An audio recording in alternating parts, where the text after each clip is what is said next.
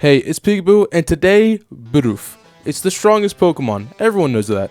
Except one person. That person being Smallant, who when beating Pokemon Platinum with the Wooper, said this. Whoop refused to learn a move as pitiful as Rock Smash.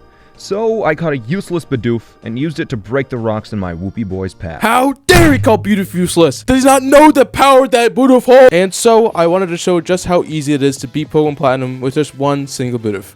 Oh, and subscribe or something. I named myself Pkabu and my rival Smallant. Talked to the professor and got my Bidoof. Smallant wanted to fight with his Chimchar, so I had Bidoof beat it to death with Tackle and survived with 1 HP. But he didn't need any recovery item. Matter of fact, I'm not going to use any in this whole run. Bidoof doesn't need anything to help him. After the battle, I took my modest, there's no way, dude, nature Bidoof and gave it a name. But what name should I give my Bidoof? Of course, what else but what he is? Being an absolute life force! It didn't fit.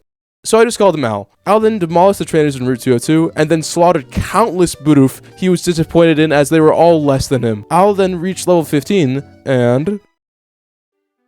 What? You thought he was going to evolve? Al is in his peak form. We then made it to Jubilife, where Al then smelt a Quick Claw and maybe go and get it. We then left Jubilife, only to be rudely interrupted by Smallant. Al was ticked off, and then quickly took care of his team, turning them all into dust. Al then took care of all the trainers in the cave, and then we went to the first gym, Roark. Roark was a rock-type gym leader. Al was weak as he didn't have any move for this gym. I didn't want to teach Rock Smash to Al, as to not tarnish him, but he said he didn't care and forced me to teach him Rock Smash. After this, Al then took quick care of Roark, allowing us to get our first gym badge. We went back to Jubilife and went north to go to Floroma. However, our rock got in our way. Even though Al already knew Rock Smash, he didn't want to waste his energy breaking a single rock, so I caught a useless Wooper to do the job for him. We got to Floroma, but when arriving, galactic grunts were causing trouble with the windworks or something. I don't know, but Al massacred Mars' Barugly, and then we went into Interna Forest. When we got there, Cheryl forcefully teamed up with us. Al was angry and decided to deal with each trainer one-on-one himself. After leaving Interna Forest, we went into the second gym with Gardena, where Al got distracted and picked some grass, so I told him to focus and we made a strategy. Al would use Amnesia, which would increase his special defense, and then Turtwig would use Reflex. Al would then use Yong to continue using Amnesia and to wait out the Reflex. After Turtwig woke up, Al would then kill it by using Hyper Fang. Then Al would kill the Cherrim only using Hyper Fang and do the same for Roserade, allowing us to get our second gym badge. Afterwards, we went and raided the Galactic base, where Al used Hyper Fang to tear the base into pieces, and then we went into Hearthstone. In Hearthstone was the third gym leader, Fantina. Now to get Amnesia for the second gym, I had to get rid of Rollout, which is a move that is practically needed for the Ghost type gym. Luckily, Al knew this and relearned the move himself over Rock Smash. After that, it was just a matter of being lucky, which happened after the 5th attempt. After the gym, we encountered Smallant, who was easy, but let me just say that Endeavor is a stupid move. Anyway, after that, we made it to Veilstone, home of the fighting type gym. This was the part I was dreading, as fighting is the only type super effective to Al, and it's also something we don't have a cover for. But for now, screw that, it's time to gamble, baby! A lot, like a lot. After 4 hours, I got enough coins to get the TMs I wanted. Wait, I don't have enough? I need 6,000 more coins! So after gambling even more, I got all the TMs I wanted, which were Thunderbolt, Ice Beam, and Hidden Power. Why can Bidoof learn all these moves? Don't ask too many questions. The curiosity killed the Wooper! Regardless, for the fighting gym, we didn't use any of the TMs we just got. Instead, I went out of my way to get Pluck, which is super effective against fighting types. After I went into the gym, and it was clear that it was going to be a lot harder than I thought, especially Drain Punch, which is super effective against Al, and also recovers Lucario. After losing 4 times, I said screw it, and just used Thunderbolt for no real reason. Yeah, let's just use Thunderbolt. Okay, that just killed, sure. Dude, there's no way! That almost killed! Let's go! Why did it do so much more damage? I then remembered that Pluck was a physical move and Al had a modest nature, so there really wasn't a real point in using it. Anyway, we got our 4th badge, having 4 more to go. We made it to Pastoria, where we encountered Smallant, who didn't know that Al just gambled for 4 hours and was much stronger than he could conceive. Anyways, on our way to Crash Awake, we encountered this thing. Oh my god. What is that? Al let it out of his misery, of course. Then we fought Crabster Wake, who also didn't know Al just gambled for 4 hours and learned Thunderbolt. 5th gym badge obtained. We then went to Celestia Town, where we fought against Cyrus, who we beat only using Rollout. Afterwards, I went and picked up Shadow Ball for later, and then went into Kanalov ready to take on the gym before Smallant interrupted us. And like last time, we just kind of spammed moves until we won. After taking care of Smallant again, we went into the 6th gym and fought against Bryon. Al didn't really have any moves against his team, so we just kept using Ice Beam and Thunderbolt, and with the power of Al, we just won. 6th badge attained. Team Galactus was messing with the Lake Guardian, so we went to the 2 lakes, killed the commanders, and then went up into Snow Point. Then we went into the gym. The 7th gym couldn't use his Ice-type Pokemon, so I taught Al Hidden Power, which I found out was Fighting type, which luckily is super effective to Ice. For the Sneasel, Al took a Feint Attack, and then used Hidden Power to one-shot it. Then came in an Abomasnow, which I found out knew Focus Blast, which burns through Al's health. But Al luckily dodged it and used Hidden Power to finish Abomasnow. Then came in Frostlass, who Al also had a move for, being Shadow Ball, which we picked up earlier. Al got a Quick Claw perk, Shadow Balling Frostlass, but only doing half of its health. Luckily, the Frostlass used Double Team instead of attacking, or we would have been finished, as we need to use Shadow Ball 2 more times, and 2 attacks are enough for Frostlass to beat Al. Thankfully though, we hit the last 2 Shadow Balls, feignting Frostlass, and finally bring out Piloswine. Here's my live reaction.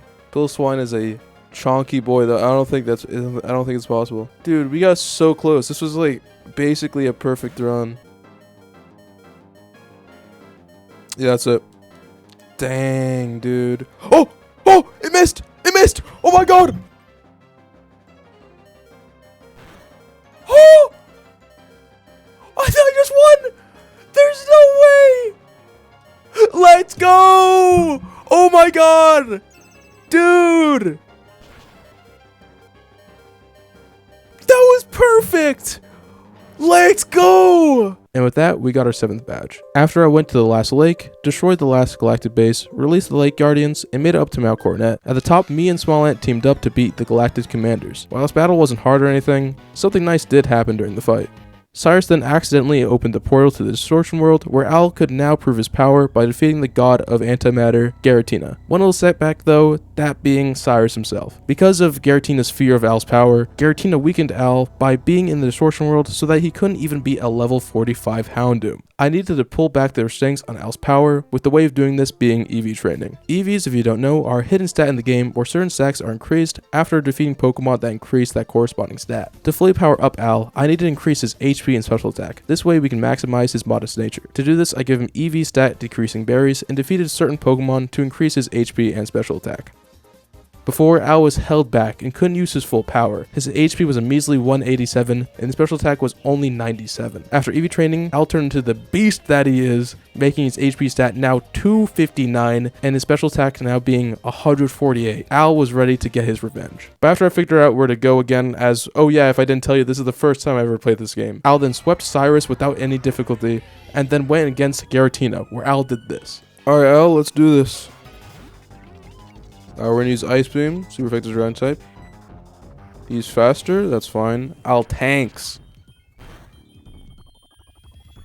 Let's go, okay. Ice Beam.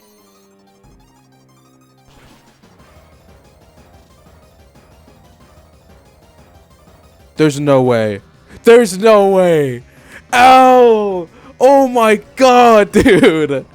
Let's go. After killing Giratina in only one blow, Al wanted to fight against the champion to become the strongest. But before that, we still had to deal with the final and strongest gym against Vulcan. Al just used Ice Beam and lived on 7 health.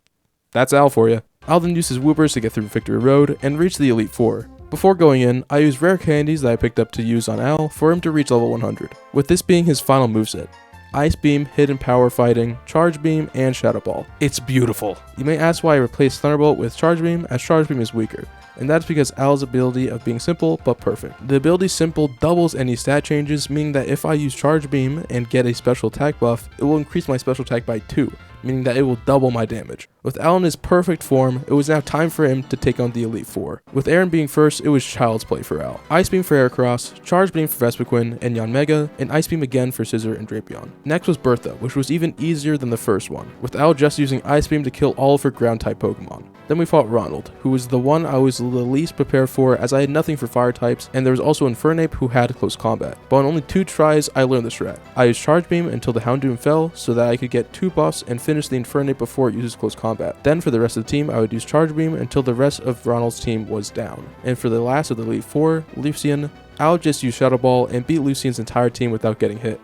Well, before that happened. Now with the Elite Four destroyed by Al, it was now time to fight the champion, Cynthia. She starts by sending out Spiritomb, who doesn't have any weakness in this gen, so I use Charge Beam to get a stat buff until Spiritomb faints. Then comes out Lucario, who has Focus Blast, so Al takes a lot of... Wait, why did Lucario use Stone Edge? I mean, I'll take it. I'll then use Hidden Power to finish the Lucario. Togekiss is sent out, so I use Charge Beam, and for some reason it also has Focus Blast. I prepared for this though, and had a Chople Berry, which takes some of a super effective fighting move damage away, and with it, I was able to take down the Togekiss. Garchomp then comes out.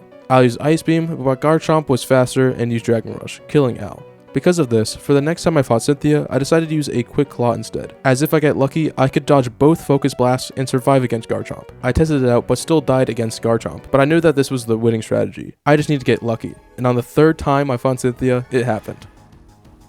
Alright, Spiritomb, does use Charge Beam. Nice, we got both buffs. Lucario, Quick Claw. Okay, good. Togekiss, Quick Claw again! Garchomp missed! Garchomp missed! Oh my god, no, this is it. This is it. What's like, Melodic? Okay. What do we use? Gotta use Charge Beam. No, we missed! Oh, use Miracle! Use Miracle! Okay, good. Charge Beam. Surf, okay. Al takes that. Easy. Charge Beam, okay. This should one-shot, no? We have like +3 or like +4 or something.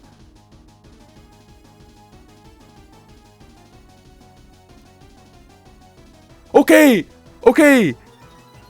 Oh my god, dude. Melodic is so bulky. Okay. What? I don't even know what's next. I honestly don't even remember. Okay. What's next? Roserade? Dude, I don't even know. Okay. No, we should be fine. No, yeah, I think we win. Why am I going into the menu? Okay. Ice Beam. Sludge Bomb? How much does it do?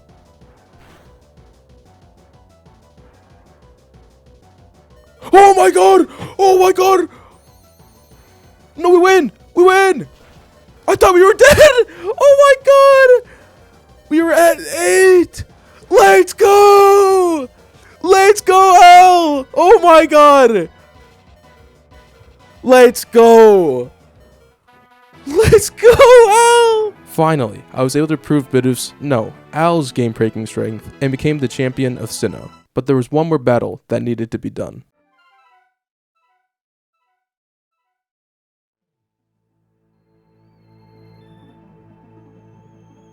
Al and I walked up the stairs and saw that dreaded Pokemon. The whole reason this video existed. Al rushed in and... there it is! Wooper! This is it, Al. It is time.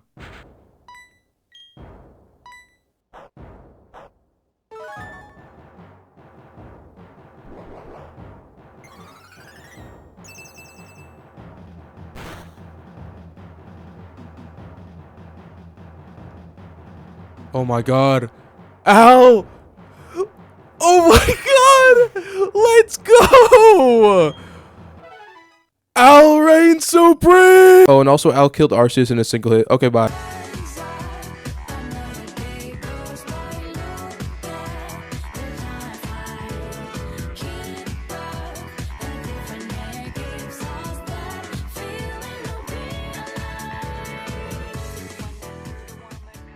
Oh, and go check out Smallant's vid if you somehow haven't already. It's really good. And subscribe.